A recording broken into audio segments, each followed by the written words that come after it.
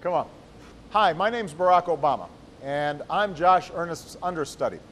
Welcome to the 100th episode of West Wing Week, your guide to everything that's happening at 1600 Pennsylvania Avenue. I hope Josh likes that.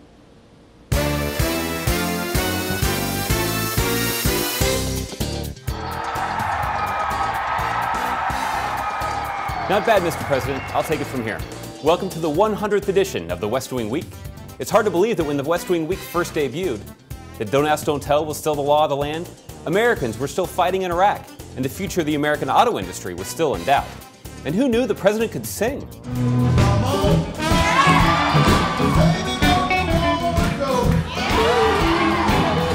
Whew! What a difference 694 days make. It's make, right? Not makes? Okay, make. Okay. We've got a great West Wing Week for you this week. B.B. King is here. The Boeing Dreamliner. A speech about American energy. A payroll tax cut extension. And special musical guest, Keb Mo. Come on.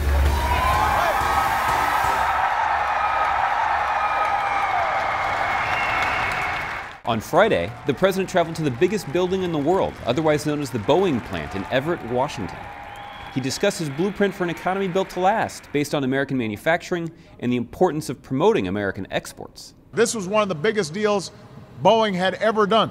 Over the years, it will help support thousands of American jobs, including jobs here in Everett. Everything that had gone into making this day possible.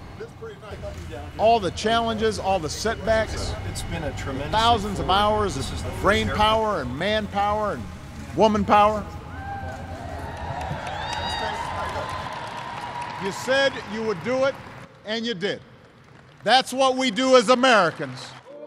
Meanwhile, the White House was honoring National Black History Month in the East Wing, with a visit from the North Carolina A&T University Choir.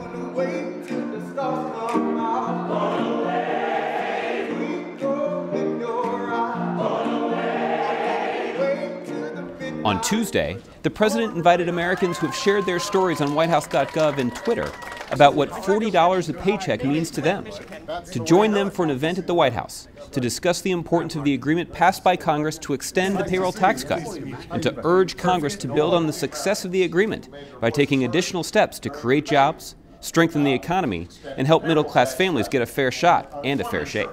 This got done because of you. Because you called, you emailed, you tweeted your representatives, and you demanded action. You made it clear that you wanted to see some common sense in Washington.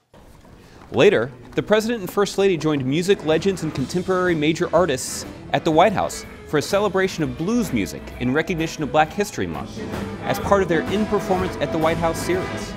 One of the White House Blues All-Stars, Keb Mo, serenaded this here's special edition of the West Wing Week with an impromptu tribute. One more time. It ain't my thing, it's your thing, baby, it's our thing, right here on the West Wing. That was better. On Wednesday, the President and First Lady crossed the street to the National Mall for the groundbreaking of the Smithsonian National Museum of African American History and Culture. The museum is scheduled to open in 2015 and will be the only national museum devoted exclusively to the documentation of African American life, art, history, and culture. This day has been a long time coming. The idea for a museum dedicated to African Americans was first put forward by Black veterans of the Civil War. And years later, the call was picked up by members of the civil rights generation, by men and women who knew how to fight for what was right and strive for what is just. On Thursday, the president traveled to the University of Miami, where he toured the engineering department and spoke to the students and faculty about one of the pillars of last month's State of the Union address, American energy. And let me say for the 100th time,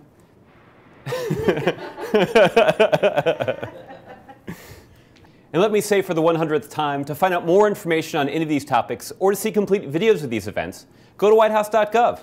And thanks again for checking out your centennial edition of the West Wing Week.